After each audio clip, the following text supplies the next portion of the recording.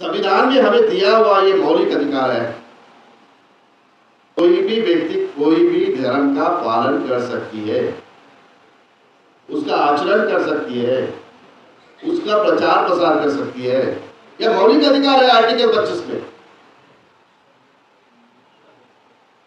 Article 25 से लेकर 30 तक जो हमें मौलिक अधिकार संविधान में दिए हैं, उसको हमें समझना होगा। इस तरह का इश्यू आज पूरे भारत में आप देख रहे हैं। जहां जहां अभी छत्तीसगढ़ का जो सीएम है शाह है, उन्होंने ऐसा स्टेटमेंट किया है कि धर्मांतरण किया जा रहा है, उसको रोकेंगे। एमपी का सीएम है यादव है, जो धर्मांतरण करेंगे उसको हम फांसी देंगे। मैं उस सीएम को चैलेंज देना चाहता हूं, संविधान में ऐसा कहीं लिखा है कि धर्मांतर करने पर किसी को फांसी दी जाए? अरे वो तो फांसी देने का प्रावधान तो 302 में है। इस तरह का कानून बनाने का उनको कोई हक अधिकार नहीं है। अगर ऐसा वो डराने का काम करेंगे तो आने वाले वक्त में उनको भी हम जवाब देंगे।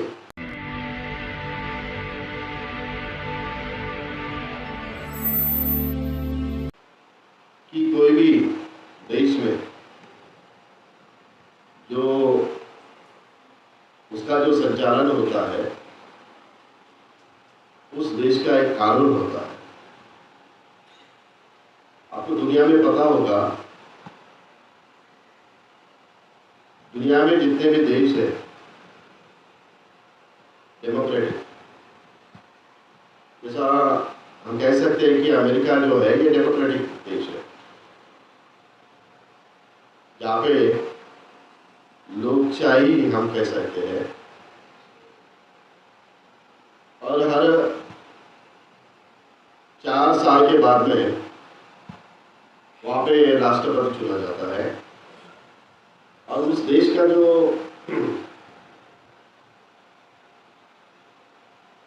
प्रेसिडेंशियल फॉर्म है, उसका जो सर्वोच्च नेता होता है अमेरिका का, वो राष्ट्रपति है।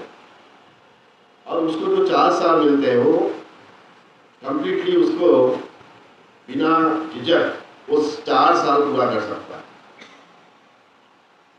और कोई भी उसके खिलाफ में कोई भी व्यक्ति या कोई संस्था नहीं जा सकती कि उसकी सरकार को हिलाया जाए। ऐसा उसका संवैधानिक प्रारूप है कि वो स्थायी सरकार 4 साल चलाए, और जिससे 4 साल में जितना वो सरकार चलाता है, उसमें वो बहुत सारा उसका देश के हित में परिणाम लाता है। इस तरह से हमारे देश में भी संविधान है, लेकिन हमारे संविधान जो है ये पार्लियामेंट्री फॉर्म में है, जिसमें प्रधानमंत्री जो है सर्वोच्च होता है और राष्ट्रपति जो है सेकेंडरी होता है। तो जो भी सरकार चलाना होता है, प्रधानमंत्री को राष्ट्रपति को बता के ही वो सरकार चलाता है। हमारे देश में जो प्रिंसिपल स्वीकार किया गया, separation of power, separation of power, जैसा जुडिशरी जो है ये सेपरेट रहेगी, कोई दूसरी इंस्टीट्यूट उसमें दखल अंदाजी नहीं कर सकती। जुडिशरी में, न्यायपालिका में उस तरह से कार्यपालिका है, एग्जीक्यूटिव जो संविधान में जो न्याय निर्णय विधायिका में होती है पार्लियामेंट में, उसको अमल करने का काम करती है। तो ये तीनों जो सेपरेशन पावर किए गए हैं, वो किसी के इसमें हक अधिकार में दखल अंदाजी नहीं कर सकते। तो जो सरकार होती है वो 5 साल के लिए चलती है, और हमारे यहाँ जो जो पार्टियां हैं वो बहुत की इसमें पार्टी है, संख्या में किसी भी पार्टी किसी भी व्यक्ति को पार्टी बना के वो लड़ सकता है। लेकिन अमेरिका में 2 ही पार्टी है, भारत में बहुत पार्टी है, अनेक है। तो ये सेपरेशन पावर का जो प्रिंसिपल दिया गया संविधान में, तो ये किसी को डिक्टेटरशिप करने के लिए अलाउ नहीं करता। किसी को डिक्टेटरशिप करने के लिए अलाउ नहीं करता है।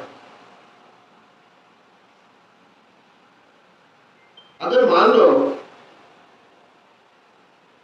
पार्लियामेंट में अगर किसी ने कानून बनाया है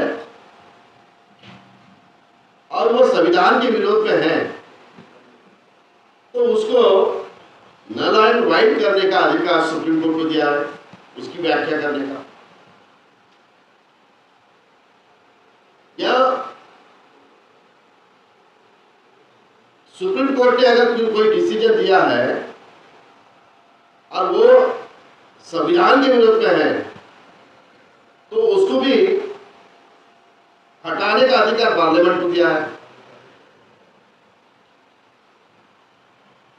या कोई एग्जीक्यूटिव हमारे फंडामेंटल राइट्स का वायलेशन कर रहा है या उसको अमल नहीं कर रहा है, तो आप हाई कोर्ट सुप्रीम कोर्ट में रिट्स दाखिल कर सकते हैं। ये सब जो बातें हैं संविधान के हक और अधिकार के हमारे लोगों के, ये हमारे लोगों को पता नहीं है। हमारे लोगों में संविधान के प्रति जिस तरह की जागृति होनी चाहिए थी वो अभी तक नहीं हुई।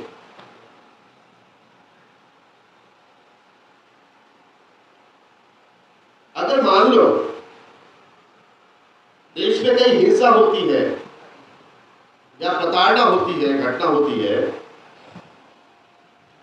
तो वो एक सुनियोजित घटना होती है, वो एक षड्यंत्रपूर्वक होता है। अगर वो कोई कर रहा है तो उसके खिलाफ में आप कानूनी लड़ाई लड़ सकते हैं। और जो होता है वो एक व्यक्ति के खिलाफ नहीं होता है, वो पूरे कौम के खिलाफ में होता है। और ये कौन कर रहा है ये भी समझना पड़ेगा हमें। ये इसका बेनिफिट किसको होता है? तो इसका बेनिफिट जो करवाते हैं, दंगा फसाद करवाते हैं, उनको बेनिफिट होता है। तो ये दंगा फसाद करवाने वाले लोग कौन है? ये है आरएसएस बीजेपी के लोग और उनके ऑफिशियल भी ये सब करवाते हैं।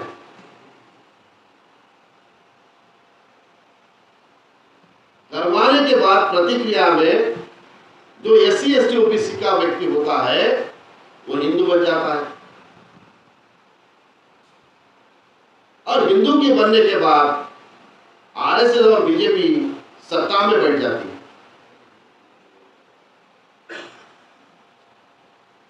इससे क्या होता है कि जो लोग प्रताड़ित होते हैं वो उनका टारगेट नहीं होता है। असल में एससी एसटी ओबीसी को हिंदू बनाना वो उनका ऑब्जेक्ट होता है, और सामाजिक ध्रुवीकरण करना ये उसका मकसद होता है। अगर ऐसी बातें हो रही है तो हमारे लोगों को इस समस्या का समाधान अगर करना है ईसाई समाज को, तो हमें जहां जहां ये बातें हो रही है उसको चिन्हित करना चाहिए, आइडेंटिफाई करना चाहिए, और संगठित रूप से ही इन चीजों को हम रोक सकते हैं। ये बातें हमारे लोगों को समझना पड़ेगा। जो विस्थापन हो रहा है, पलायन हो रहा है हमारे लोगों का, उन्होंने वहीं पर रुक के उसको फेस करना चाहिए, लड़ाई लड़नी चाहिए। और अगर हम ईसाई लोग हैं, हमारा आत्मिक बल बहुत ऊंचा होता है, हमारा आत्मिक बल क्योंकि हमारा जीवन जो है ईसा मसीह के दिए हुए वचनों से चलता है, ना बल्कि कोई आरएसएस और बीजेपी आके आपको बोल दे आपके साथ अटैक किया जाए उस पर चलता है।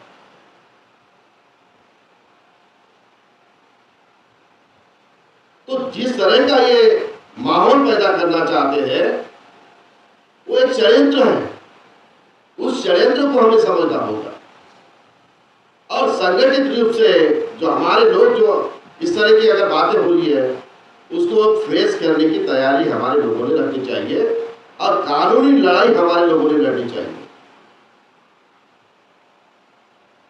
जहां तक जिस स्टेट में मोस्टली आदिवासी लोग हैं वहां पर ये बातें होती है, प्राबल्य ज्यादा संख्या होती है वहां पर ये बातें होती है, और जहां पे संख्या में लोग कम है तो ये भी बात होती है कि उनको डराने का काम किया जा सके।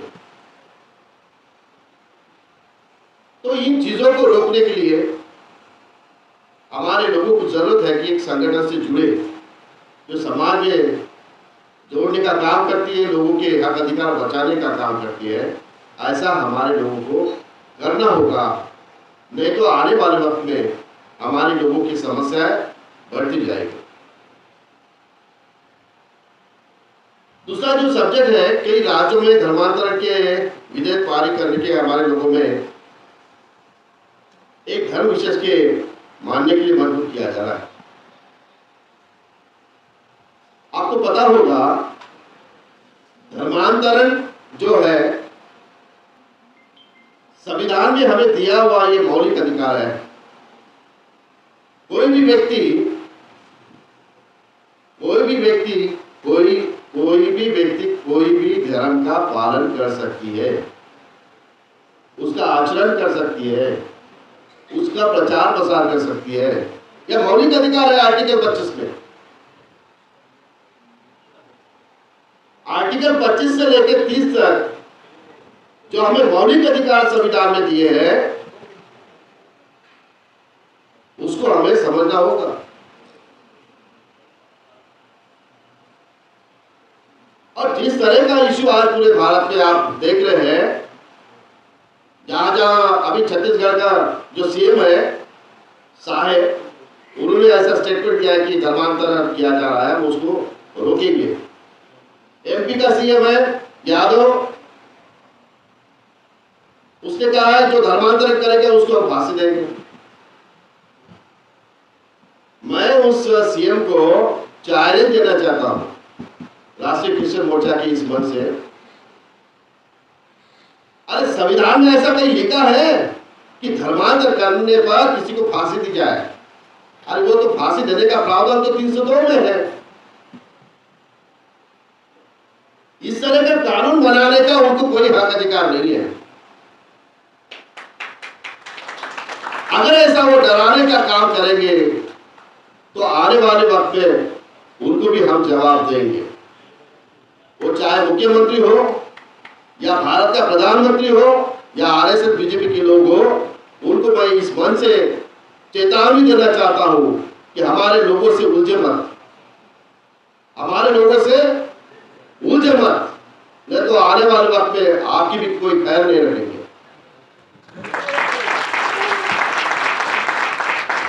हम जो है लड़ाई जो लड़ना चाहते हैं, ये हम संवैधानिक तरीके से लड़ाई लड़ना चाहते हैं।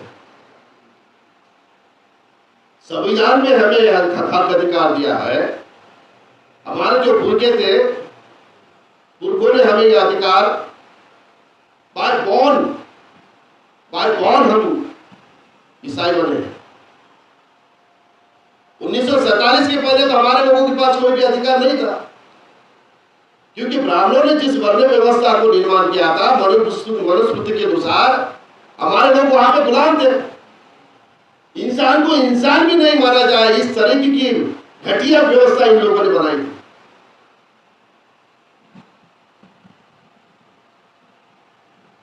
हमारे लोगों को ना कोई कुएं पर या झरना जो होता है, यहाँ पर पानी पीने का भी अधिकार नहीं था। और उसे वो जो कुत्ता बिल्ली अगर कोई जानवर अगर वहां पानी पीता है तो वहां पर उसको पानी पीने के लिए भी उसको अलाउ नहीं था। तो बाबा साहब अम्बेडकर ने जो महाड़ का सत्याग्रह किया 14 पानी का, कि हम भी इंसान हैं, हमारा भी अधिकार है, मौलिक अधिकार है, इंसान के हक अधिकार से जिए। तो इस तरह की बदमाशी जो है, इस वर्ण व्यवस्था जाति व्यवस्था में हमारे लोग गुलाम थे, हजारों साल से गुलाम थे। इसका इतिहास हमारे समाज को पता नहीं था। अगर हम 2000 साल पहले जाते हैं तो सम्राट अशोक का जो पंतु था, बृहदत्त जो राजा था, उसकी हत्या पुष्पवृत्त शुक्ल ब्राह्मण ने की, और जो वर्ण व्यवस्था बुद्ध के कालीन थी, बाद में उन्होंने जातियों का निर्माण किया। दुनिया के कहीं पर भी देश में वर्ण व्यवस्था और जाति व्यवस्था नहीं है सर। बहुत सर, दुनिया में कहीं पर भी वर्ण व्यवस्था और जाति व्यवस्था नहीं है। इतनी घटिया व्यवस्था इन लोगों ने हमारे लोगों पर ला दी है हजारों साल से। आप दुनिया के आजू बाजू की कोई भी देश देख लीजिए, इस तरह की कोई भी जाति व्यवस्था वर्ण व्यवस्था नहीं है। और हमारे लोग समझते हैं कि ये भगवान ने बनाई हुई व्यवस्था है। ये भगवान ने बनाई व्यवस्था नहीं है, ये ब्राह्मणों ने बनाई हुई व्यवस्था है हमारे लोगों को गुलाम बनाने के लिए। तो उस व्यवस्था को तोड़ने के लिए जिन जिन लोगों ने काम किया, बाद में हमारे महापुरुषों ने उसके खिलाफ आंदोलन चलाया। जब बाबर का राज्य आया तो उस समय के जो एससी एसटी ओबीसी के लोग थे, उन्होंने इस्लाम धर्म कबूल किया, स्वीकारा और उनके धर्म को लताड़ा ब्राह्मणों ने। ब्रिटिश राज में हमारे लोगों ने धर्मांतरण किया, क्योंकि हम इस तरह की गुलामी में जी नहीं सकते। इस वर्ण व्यवस्था और जाति व्यवस्था में हमें इंसान नहीं माना जा सकता है। ऐसे व्यवस्था को हमारे लोगों ने लताड़ा और हमारे लोगों ने ईसाई धर्म को स्वीकार किया।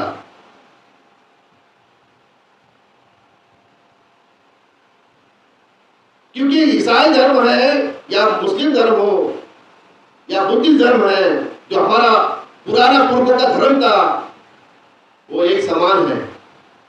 वो समानता को मानता है, इंसान को केंद्र बिंदु मानता है अपने धर्म में।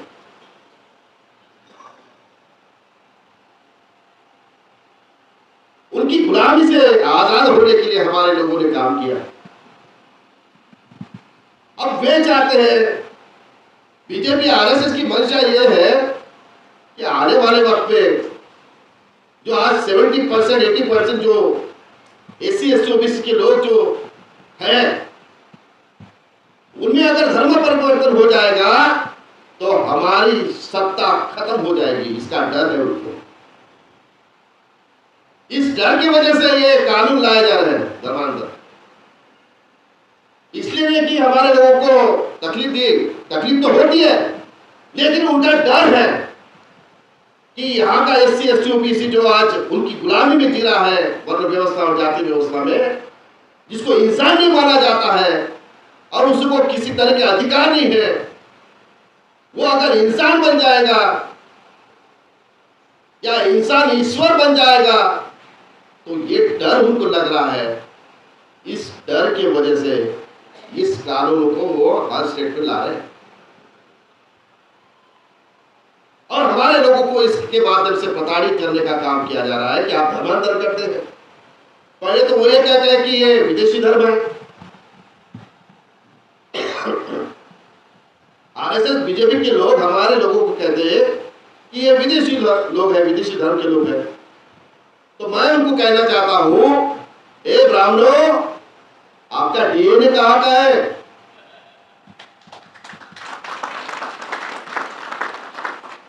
2001 में माइकल बाम साहब ने जब डीएनए रिसर्च किया, 5 साल रिसर्च किया पूरे भारत में, और उस रिसर्च में ये कंक्लूजन आया कि भारत का ब्राह्मण ये विदेशी यूरेशियन है, भारत का नहीं है।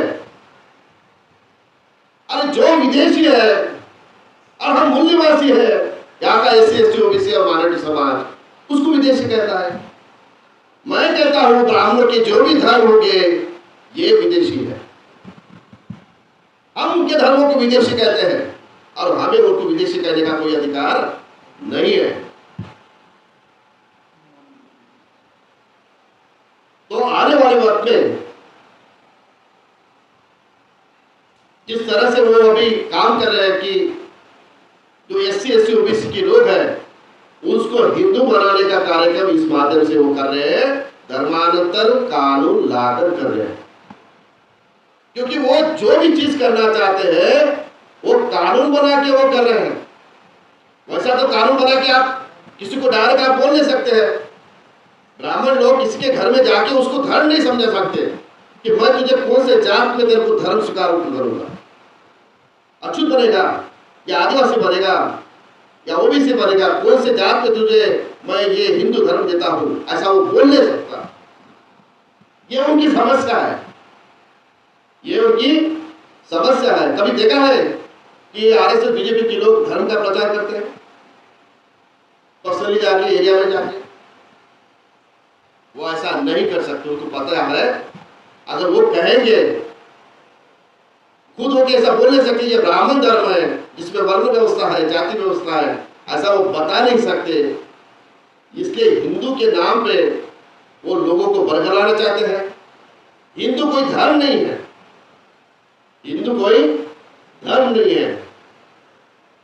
पर्शियन वर्ड में हिंदू को गुलाम कहा गया है, काला चोर कहा गया है। ये मुगलों ने दी हुई गाली है यहाँ के लोगों को, और वो हिंदू शब्द हम पे थोपना चाहते हैं। तो ये इस तरह की अगर ये बातें कर रहे हैं, इससे हमारे समाज ने समझने की जरूरत है, ये षड्यंत्र को समझने की जरूरत है कि ये लोग जो है, हमारे लोग जो एससी एसटी ओबीसी में आज भी आरएसएस के ब्राह्मणों के धर्म में जो गुलाम है, अब उनको उस धर्म से, गुलामी से निकालने का काम भी हमें ही करना पड़ेगा। अब हम जो भी एससी एसटी ओबीसी में हमारे भाई लोग जो है, हमारे लिए बहुत सारी परिस्थितियां जो है समाज में बदलाव लाने की, उनको उस गुलामी से निकालने की हमारी भी जिम्मेदारी है। और हमारा ऐसा कहना है कि हम एससी एसटी ओबीसी के हमारे जो भाई है, हमारे डीएनए के भाई है, मूल निवासी है, उनके साथ में हमने भी अपना राब्ता, संवाद निर्माण करने की जरूरत है। क्योंकि हमारे लोगों के खिलाफ में एससी एसटी ओबीसी को लोगों का इस्तेमाल किया जाता है। अगर हमारा भाईचारा अगर बढ़ जाता है तो मुझे नहीं लगता कि जिस तरह के दंगा फसाद होते हैं या हमारे लोगों पर एट्रोसिटीज होती है वो उनको करने का मौका मिलेगा। इतना ही बात मैं इस दूसरे सब्जेक्ट पर कंक्लूड करना चाहता हूँ। तीसरा जो सब्जेक्ट था, ईसाइयों का स्वाभिमानी देशव्यापी संगठन निर्माण किए बगैर समस्या का समाधान नहीं हो सकता। साथियों, आज जिस तरह की देश में परिस्थितियां निर्माण हो चुकी है, उसको अगर हमें रोकना है तो समस्या जो है एक गली की या एक जिले की नहीं है या एक तहसील की नहीं है। समस्या ये राष्ट्रव्यापी है। अगर समस्या राष्ट्रव्यापी है तो राष्ट्रीय व्यापी समस्या का समाधान भी राष्ट्रीय संगठन ही कर सकता है।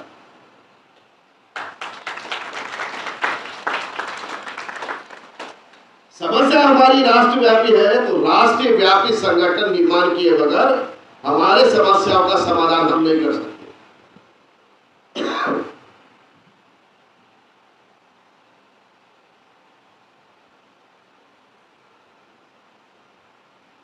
और जिन जिन स्टेटों में, राज्यों में हमारे लोग काम कर रहे हैं, स्टेट में, जिला में, तहसील में, उनको कैडराइज बनाने का काम हमें करना पड़ेगा। जैसा हमारे पास्टर लोगों को बाइबल ट्रेनिंग दिया जाता है, उसी तरह से हमारे लोगों को समाज में किस तरह से बोलना चाहिए और क्या नहीं बोलना चाहिए, इसका ट्रेनिंग देने का काम बामसेप और भारत मुक्ति मोर्चा करता है। इस तरह की ट्रेनिंग हमारे राष्ट्रीय क्रिश्चियन मोर्चा के लोगों को हम देने का प्लानिंग आने वाले वक्त में करेंगे, क्योंकि हमारे लोगों को व्यवस्था पता नहीं है। व्यवस्था जैसा हमें पता है, ये तो पता है बाइबल में ओल्ड टेस्टामेंट पुरानी व्यवस्था और जीसस के बाद में दी हुई नई व्यवस्था न्यू टेस्टामेंट। जो पुरानी व्यवस्था थी उसको जीसस क्राइस्ट ने आके हटा दिया। जो कुरीतियां थी उसमें उसको हटा दिया और नई व्यवस्था दी। इसी तरह से गया हजारों साल से भारत में आज भी ब्राह्मणी व्यवस्था कायम है। क्या भारत देश से वर्ण व्यवस्था खत्म हुई? क्या जाति व्यवस्था खत्म हुई? क्या महिलाओं की गुलामी खत्म हुई? आदिवासी का सेग्रेगेशन खत्म हुआ? आज भी ये बरकरार है, ये व्यवस्था बरकरार है, क्योंकि व्यवस्था का जो लाइफ होता है ये हजारों साल का होता है और व्यक्ति का आयु जो होता है 50 या 60 साल का होता है। व्यवस्था को खत्म करना यानी कितनी बड़ी बात है। हजारों साल की व्यवस्था होती है जिसका आयु होता है हजारों साल, और हमारी आयु इंसान की 50, 60, 70, 80 साल की होती है। क्या हम उस 1000 साल की व्यवस्था को खत्म कर सकते हैं? ये सवाल है। तो हमारे महापुरुषों ने 2000 साल से जो आंदोलन चलाया, उस आंदोलन के बदौलत हम इसको आगे लेके आ रहे हैं। आधुनिक भारत से महात्मा फुले जी, साहू जी महाराज, बाबा साहब अम्बेडकर ने इस आंदोलन को चलाया उस व्यवस्था को खत्म करने के लिए। और बाबा साहब अम्बेडकर 1952 में कहते हैं कि आज भी हम उनके गुलाम हैं, हम आजाद नहीं हुए। 1952 में बाबा साहब कहते हैं। हमारे लोगों को कहना है 1947 में हम आजाद हुए, और इधर बाबा साहब कहते हैं कि हम गुलाम हैं, आजाद नहीं हुए 1952 में। कौन गलत है, कौन सही है? बाबा साहब सही है या गलत है, बताइए। इसका मतलब हम गुलाम हैं, और जो गुलाम होते हैं वो उनके समस्या का समाधान नहीं कर सकते।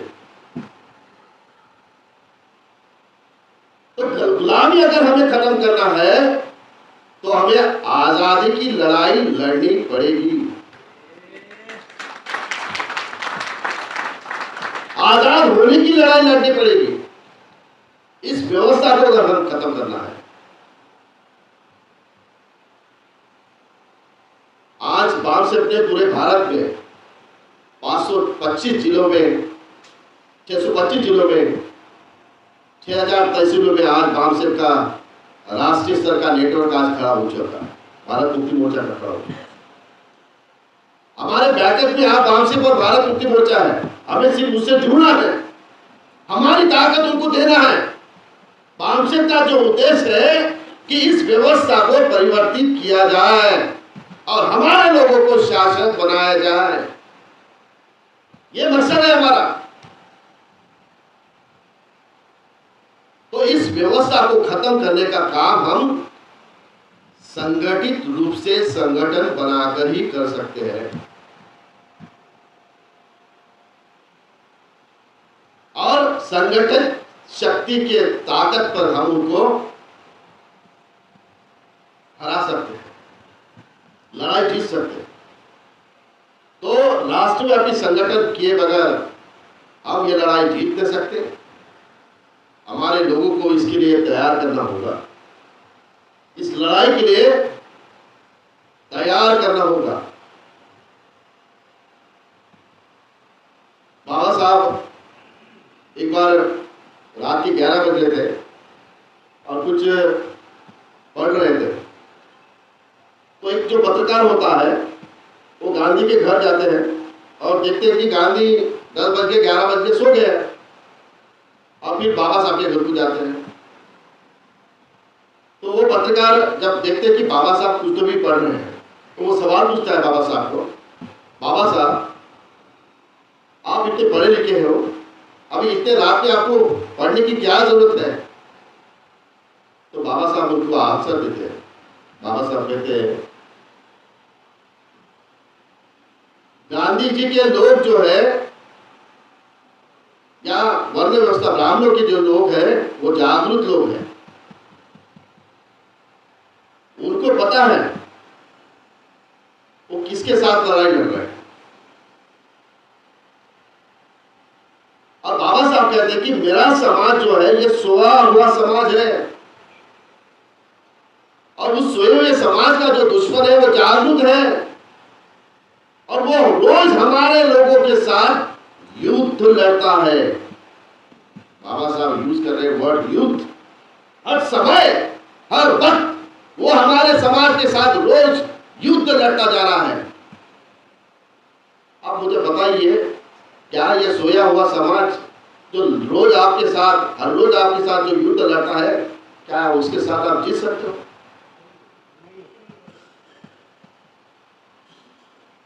तो बाबा साहब की ये फीलिंग थी कि मेरा समाज सोया हुआ है, इसलिए मुझे जागरूक रहना पड़ रहा है, ऐसा बाबा साहब कहते हैं। ब्राह्मण हमारे साथ हर रोज युद्ध लड़ रहा है, हर वक्त हर टाइम पे युद्ध लड़ रहा है। ये बात हमारे लोगों के दिमाग में जानी चाहिए, वो युद्ध लड़ रहा है हमारे साथ और हमें पता भी नहीं कि हमारा दुश्मन और शत्रु कौन है। हमारे समाज को हमारे दुश्मन और मित्र कौन है ये भी पता नहीं है। लड़ाई कैसा लड़ेगा पता ही नहीं है, दुश्मन पता नहीं है हमारे समाज को।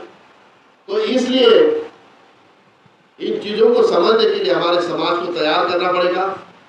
इस लड़ाई में और युद्ध में हमारे समाज को तैयार करना पड़ेगा, तभी हम हमारे समस्याओं का समाधान कर सकते हैं साथियों। और इन सभी बातों को समझकर हमारा जो SC ST OBC समाज है उसमें भाईचारा निर्माण कर एक साथ एक प्लेटफॉर्म पर हमें आना चाहिए।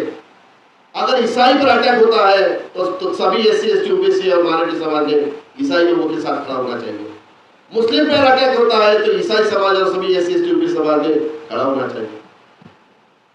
इस तरह से अगर हम काम करते हैं, सामंजस्य निर्माण करते हैं, तो हमें ज्यादा दिन नहीं है, हमें उनका बंदोबस्त करने में हमें वक्त नहीं लगेगा। उनका बंदोबस्त हम 2030 तक जरूर कर देंगे, ऐसा मुझे लगता है। पर मेरा विचार रख के मैं मेरी बातों को विराम देता हूँ। आपने मेरी बातें सुनी, सबको धन्यवाद। जय ईसा मसीह, जय मसीह, जय संविधान।